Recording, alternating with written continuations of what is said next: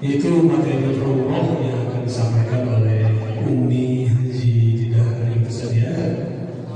Kepadanya dipersilakan.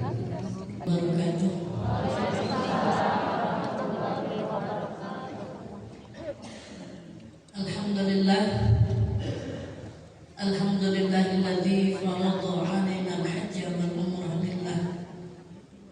Wassalatu wassalamu ala Rasulillah Muhammad ibn Abdillah wa ala alihi wa sahbihi wa mawala. Amma ba'du. Hadirin rahimakumullah.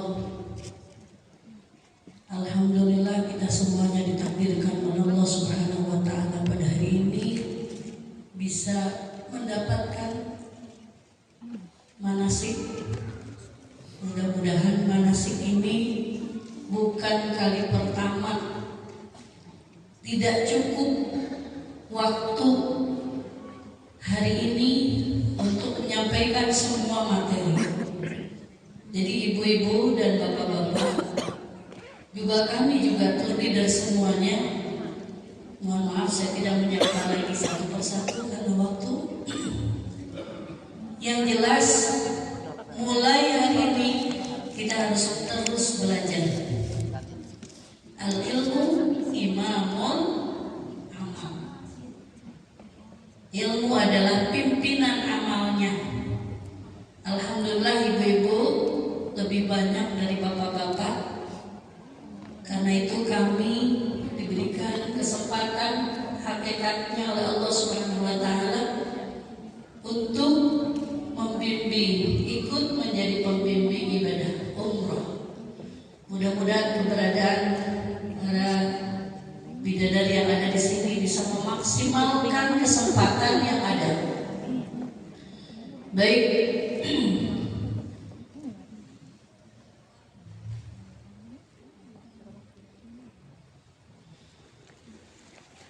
Ibadah-ibadah umroh ini terutama yang harus kita perhatikan adalah yang sesuai dengan kebiasaan kita sehari-hari. Ibu bapak, semua rangkaian ibadah akan kita laksanakan. Dari mulai pertama masalah thaharah, bersuci, itu memang ada dua. Di sini yang ditulis, satu berwudu, kemudian yang kedua tayamum. Ada satu lagi mungkin ada yang faqidut tahurain, ya, ada yang tidak berwudu, tidak juga tayamum, tetapi tetap melaksanakan sholat. Ini namanya lihurmatil waqti. Mungkin ibu-ibu dan bapak-bapak yang sudah terbiasa melaksanakan sholat tanpa tayamum, apalagi tanpa wudu, karena kita tahu di perjalanan di pesawat utamanya ada air tapi tidak mencukupi, ya. Kemudian bisa juga bebersih tapi ternyata di seluruh badan kita ini mungkin masih banyak hal-hal yang menghalangi ibadah dalam kondisi tidak suci, ya. Jadi akhirnya boleh diganti, tidak usah tayamum, tidak usah juga berwudu, langsung saja sholat. Yang mau berwudu, kalau bisa kita berwudu. Kenapa? Karena saya lihat ketika kita mau take off, ibu bapak, itu kita masih punya waktu, ya. Maghrib kita mungkin bisa menunggu. Maka ibu-ibu dan bapak-bapak di bandara, nanti di tempat yang dekat kita duduk menunggu itu ada toilet. Usahakan ibu-ibu bapak-bapak sudah punya wudu, sudah berwudu. Dan insya Allah kemarin ketika kami berangkat berkali-kali bisa melaksanakan sholat di jami, sholat maghrib dengan isya. Di mana itu? di depan pintu mau masuk ke pesawat. Ini harus pintar-pintarnya, ya. Makanya utamakan kita selalu dawamul wudu, batal wudu lagi, batal wudu lagi. Kenapa? Karena kita ibadah terus, ya Bu. Siapa? Nah ini batal wudu lagi, batal wudu lagi. Ketika kita butuh sholat, kapanpun kita bisa sholat. Tinggal jalan. Selesai ya. Saya tidak perlu memperpanjang perbedaan karena dalam masalah furu'iyah pasti ada saja. Insya Allah nanti akan di-share penjelasan-penjelasannya. Kemudian tata cara berwudu, bertayamum juga Bu, itu sangat gampang ya. Itu nanti silahkan mungkin oleh Ustaz Kiai Hendra ya, tolong nanti dipraktikkan gitu. Saya serahkan ke yang lebih biasa. Kalau saya biasanya hormat waktu. Apa Bu? Berbeda itu apa? Berbeda itu menjadi berwarna-warni. Gak apa-apa. Yang penting kita berangkat sama. Ya. Kemudian selanjutnya sholat fardu. Karena dalam perjalanan kita akan menemukan banyak sekali sholat itu di jamak. Ya. Baik itu jamak takdim ataupun jamak takhir. Kemudian juga ada yang di qashar dan juga ada yang jamak qashar, ya. Ini pasti terjadi. Kenapa? Karena kita berjalan menempuh perjalanan yang sangat jauh. Subhanallah, mulai kita berkata-kata seperti itu karena kita ternyata oleh Allah akan diterbangkan setinggi mungkin oleh pesawat Saudi Airlines. Bu, luar biasa ya. Sedikit saya menyinggung, orang lain itu ada yang transit, orang lain itu ada yang memakai pesawat yang selalu tertunda. Tapi insya Allah semoga Allah takdirkan dengan Saudi Airlines semuanya berjalan dengan lancar. Amin. Terima kasih Pak Haji. Beliau itu orang yang suka booking tiket banyak-banyakan. Alhamdulillah. Orang lain cari jamaah dulu, beliau sudah punya tiket banyak. Itulah hebatnya Abatur. Mau umrah? Pasti. Ingat dulu Ingat. katanya. Mau umrah? Mau umrah? Segibutnya mau apa teh pasti Abatur kesuaian. Mau umrah? Pasti Abatur. Tungtung nawe Pak Haji apa lo? Biasanya ada 3. Baik, selanjutnya ibu-ibu juga nanti akan sering melakukan sholat jenazah. Kalau bapak-bapak saya yakin sering ya Pak. Sholat jenazah biasanya Bapak. Nanti kita akan sering melakukan itu. Usahakan Bu, kita semuanya ikutan. Aji mumpung mampang mumpung ayat di tanah suci. Subhanallah. Semua yang belum pernah kita praktekkan, yuk kita praktekkan. Insya Allah di perjalanan saya dengan seluruh tour leader akan melengkapi apa yang kurang pada hari ini. Masih banyak waktu, ya, masih banyak waktu. Kita nanti bersama, entah itu di perjalanan atau melalui grup, ya, kita akan share kembali bagaimana cara-caranya. Sini secara global saja. 3 kebiasaan di Masjidil Haram ataupun di Masjid Nabawi. Pertama, adzan awal sebelum sholat subuh. Bu, hati-hati. Kalau sudah adzan, jangan langsung sholat qobliyah subuh, ya. Jangan langsung sholat sunat fajar. Kenapa? Ternyata masih ada 1 jam lagi menuju sholat subuh, ya. Tadi di orang mah di Indonesia biasanya tahrim dulu, tapi sekarang sudah jarang. Kemudian sholat jenazah setiap sholat fardu. Dan yang ketiga ini sujud tilawah pada saat rakaat pertama sholat subuh di hari Jumat. Insya Allah kita berada di Makkah ya. Biasanya imam itu melaksanakan sholat subuh berjamaah suratnya alif lam mim sajdah. Nah ini hati-hati Bu.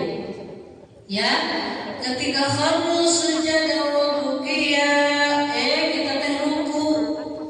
Itu ternyata imam yang tidak kelihatan oleh kita ibu-ibu sujud. Ini banyak yang salah. Ya, begitu selesai Allahu Akbar dikira sujud, padahal naik lagi ke atas meneruskan bacaannya. Nah ini jangan sampai terjadi kesalahan seperti ini, karena nanti salah sedikit salahnya jadi banyak ya Bu. Ini kita akan selalu ingatkan, apalagi di hari Jumat. Ibu-ibu terutama, kalau bapak-bapak insya Allah karena imamnya kelihatan ya Pak, imamnya kelihatan gitu. Atau mungkin bapak-bapak biasa ya saling melihat, tapi kalau ibu-ibu subhanallah begitulah kira-kira. Jangan sampai kita salah. Ini Bu untuk dalilnya ya.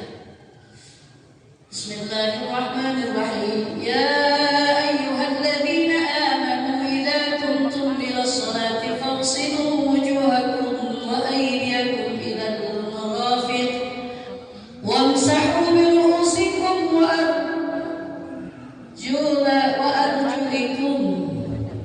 wa arjulikum ya bi ru'usikum wa arjulikum ilal ka'bain. Ini singkatnya fardu wudu itu satu niat membasuh muka, membasuh kedua telapak tangan, mengusap sebagian kepala. Ini menurut Syafi'iyah. Seperempat kepala menurut Hanafiyah, seluruh kepala menurut Imam Malik dan Imam Hambali. Ini juga berbeda Bu. Nih kita di sana itu berdesak-desakan Bu. Kita saja di sini nanti berdesak-desakan. Bagaimana mungkin kita menerapkan memakai hukum sesuai dengan Syafi'iyah terus? Ya, jadi kalau sudah dalam kondisi darurat kita ikutnya paham yang lain. Next ya. Jadi ikutnya mengikuti faham-faham Imam Hambali, Imam Hanafi, cuman fardu wudunya ditambah menjadi 7. Menjadi 7. Dibantu saja lah. Ya.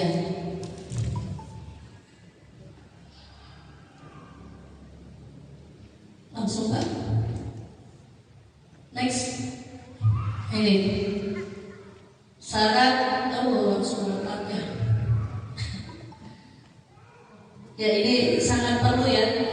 Jadi ditambah harus menggosok. Biasanya kan harus menggosok, harus digosok ya, bukan cuma diusap tapi digosok, berarti agak ditekan ya. Bu, fardu wudunya semuanya ini kalau misalnya harus satu-satu nanti habis oleh saya sendiri, banyak waktu. Next. Baik, nanti kita akan jelaskan lebih jelas lagi di bis ya. Lanjut.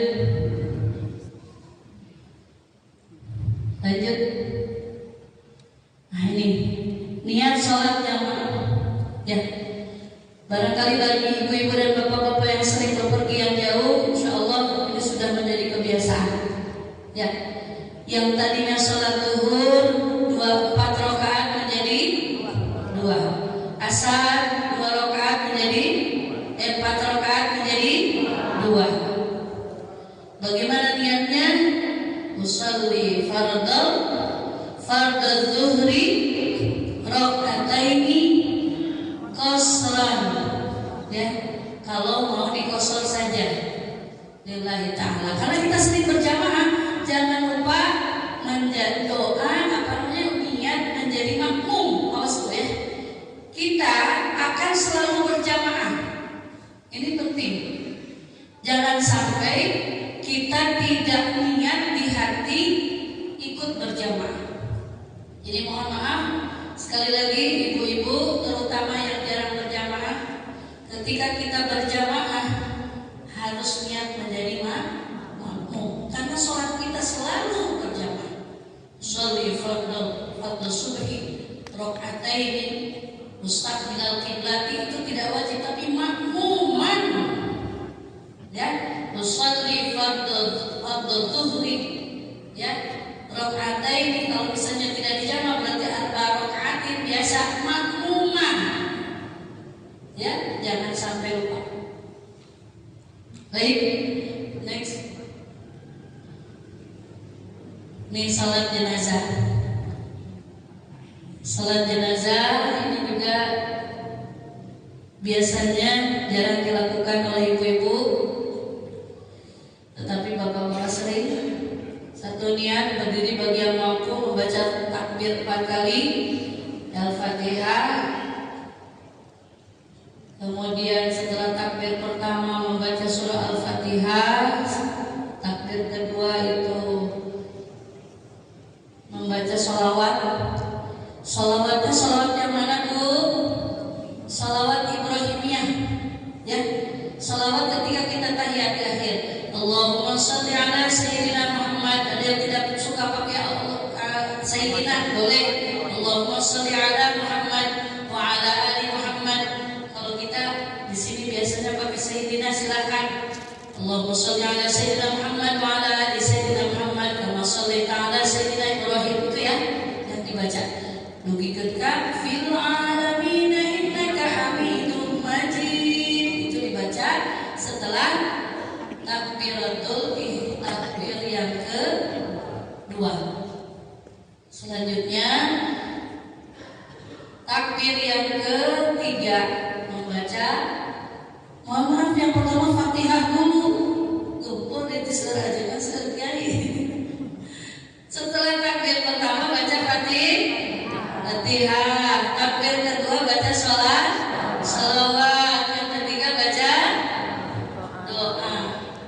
Yang keempat baca doa lagi. Jangan lupa niatnya, Bu. Niatnya gimana? Usolli, ada di sini ya. Coba lihat. Kalau yang paling singkat itu usolli ala man shalla alaihi imam.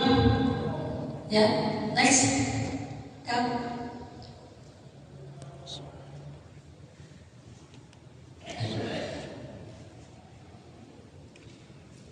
Jadi ya. Nah ini.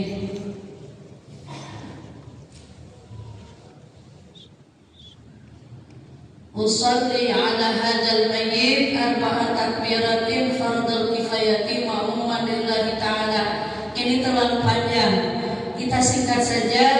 Usalli ala man shalla alaihi imam. Niat saya sholat seperti sholat imam. Apa, Bu? Niat saya sholat seperti sholatnya imam. Niat saya sholat seperti sholatnya imam. Ini bacaan yang paling pendek. Setelah takbir yang ketiga, Allahumma ghfir lahu warhamhu wa'afihi wa'fu anhu. Kalau laki-laki, Allahumma ghfir laha warhamha wa'afiha wa. Kok panjang? Ternyata lama. Udah aja, Bu, ini diputar-putar. Putar-putar, weh. Diulang lagi, nggak usah bingung. Ya, daripada bingung, udah aja diulang lagi. Allahumma ghfir lahu warhamhu wa'afihi wa'fu anhu. Atau misalnya kata Imam, shollu 'alal amwat. Kalau amwat berarti banyakan. Allahumma ghfir lahu warhamhu wa'afihi wa'fu anhu. Ya, Allahu Akbar. Yang terakhir, Allahumma la tahrimna ajrahum wa la taftinna ba'dahum waghfir lana wa lahum. Dah. Atau terkadang yang paling panjang itu doa setelah rakaat yang ketiga, takbir yang ketiga, ya. Takbir yang keempat langsung Assalamualaikum warahmatullahi wabarakatuh.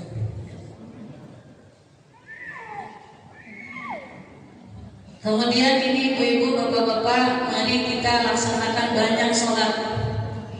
Kenapa? Karena di luar dari sholat fardu, sholat-sholat yang lain semuanya pasti berkali lipat pahalanya. Ya, sholat sunat muqayyad, ada sholat sunat mutlak.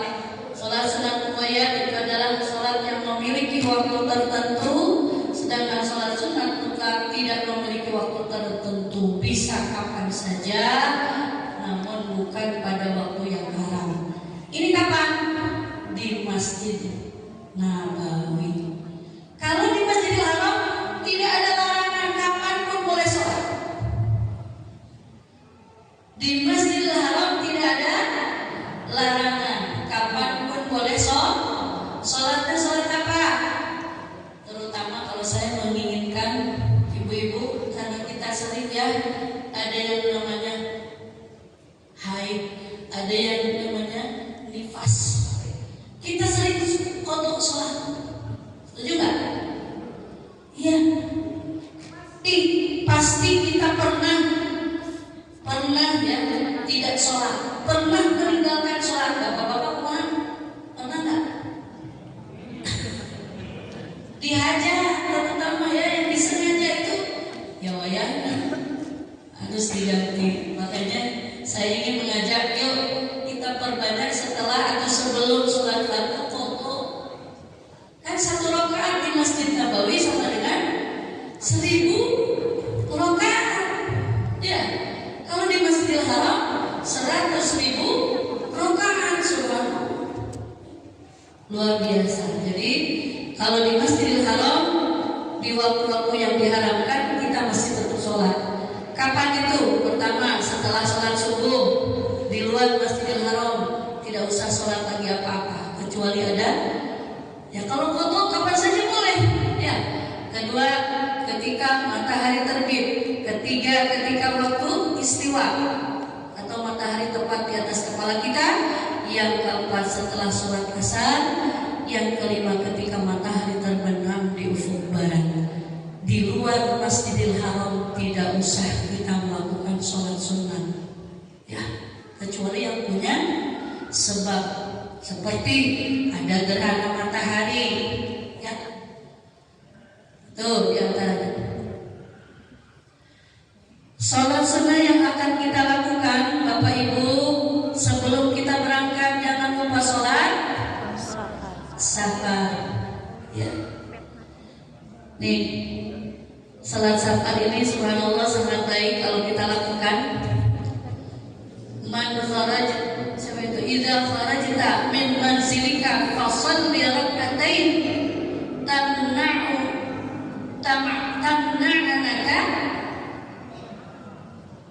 Apa itu bacanya? Tamna'anaka.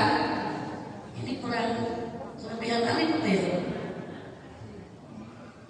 Tamna'anaka makhrajas su'i. Jadi dari rokaatain jadi tamna'anaka, betul ya.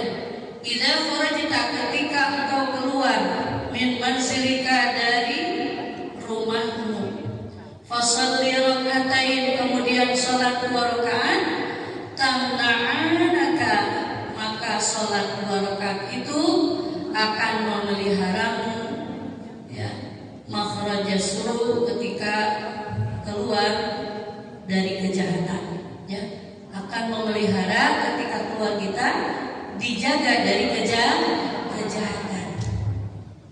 Mudah-mudahan ibu-ibu semuanya selamat. Ya, hati-hati pegang keuangan, jangan sampai ada yang hilang. Makanya sholat sunnah safar perlu kita lakukan supaya kita selamat dari segala macam bentuk kejahatan yang ada dalam perjalanan. Amin. Selanjutnya yang kedua, sholat sunnah tahiyat masjid. Tadi sebetulnya kita di sini harus mulai praktek sholat sunnah tahiyat masjid. Ada nggak yang sholat sunnah tahiyat masjid?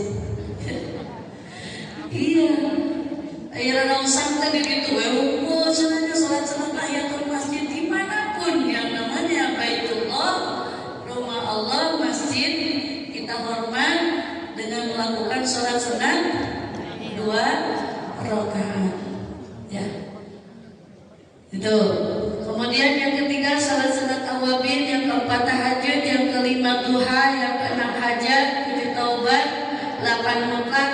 Satu lagi saya ingin mengajak sholat tasbih. Di sini ya. Nanti kita tambahkan sholat tasbih, karena sholat tasbih itu kalau bisa 1 hari 1 malam 1 kali, kalau tidak bisa 1 minggu 1 kali, kalau tidak bisa 1 minggu 1 kali, 1 bulan 1. Kalau tidak bisa 1 bulan 1 kali, 1 tahun 1 kali, kalau tidak bisa 1 tahun 1 kali, seumur hidup sekali. Mari bagi bapak dan ibu yang belum pernah melaksanakan sholat sunat tasbih, nanti kita akan laksanakan di sana. Insya Allah ya Bu, ibu-ibu terutama biasanya kita janjian bisa di mana Bu? Di Masjid Nabawi. Ya, untuk bapak-bapak silahkan berjamaah. Kalau memang belum bisa, diutamakan sendiri-sendiri. Ya, kalau yang baru pertama kali silahkan berjamaah untuk lihat ta'lim, tidak masalah. Baik, ini silakan nanti mungkin ya tahiyatul masjid seperti apa akan di-share lagi. Selanjutnya sholat sunat awabin, ini juga penting nih. Sholat sunat awabin, daripada ibu-ibu menunggu dari maghrib ke isya ngobrol, ayo kita laksanakan. Loh, man shalla 6 raka'atin bainal maghrib wal isya kataballahu lahu ibadatan sunatai 10 sanatan. Barang siapa yang melakukan sholat 6 rakaat antara maghrib dan isya, maka Allah akan menulis untuknya ibadah selama 12. Tambah lagi Bu, di sana mah kalikan 1000 kali, kalikan 100.000, insya Allah. Itulah makanya kenapa kita pengen haji, kenapa kita pengen umroh, ingin mendulang banyak pahala, supaya kekurangan-kekurangan kita selama di Indonesia ini bisa tertutupi semuanya.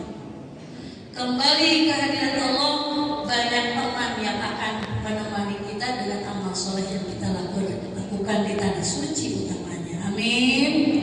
Ya Allah ya Rabbal. Gitu ya. Jadi boleh sampai 20 rakaat.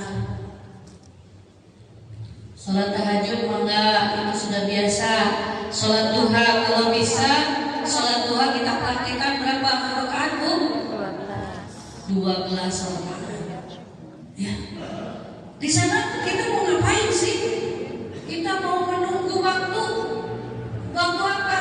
Allahu Akbar, Allahu Akbar.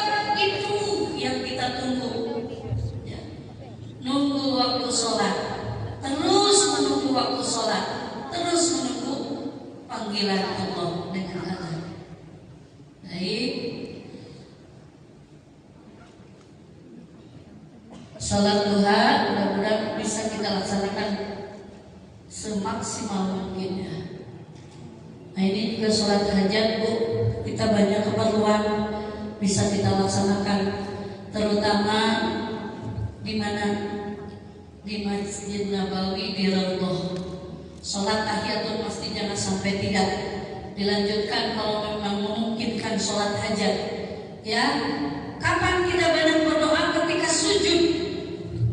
Ketika sujud kita banyak berdoa. Kalau doa dengan bahasa Arab tidak hak, kita berdoa dengan hati kita. Allah Maha tahu. Dan Rasulullah di sana ada mengamini semua doa kita. Nah, apalagi sholat sunat mutlak bisa sebanyak-banyaknya. Kalau sholat mutlak tidak ada jumlah batasannya. Niatnya usolli rakaatain. Kalau dua-dua ya lillahi ta'ala. Lanjut.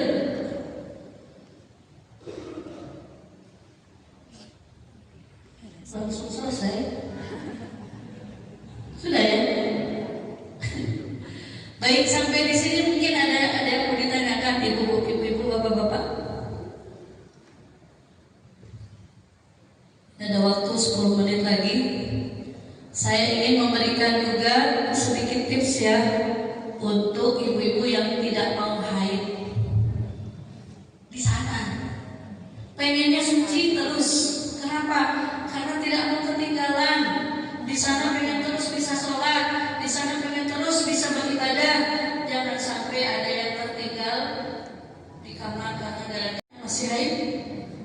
Maka saya sarankan mulailah hari ini atau lusa itu berkonsultasi ke bidan atau dokter ya.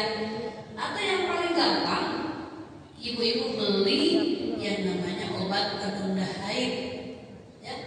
Teteh-teteh ya yang masih pada muda-muda yang masih haid, beli apa namanya tadi?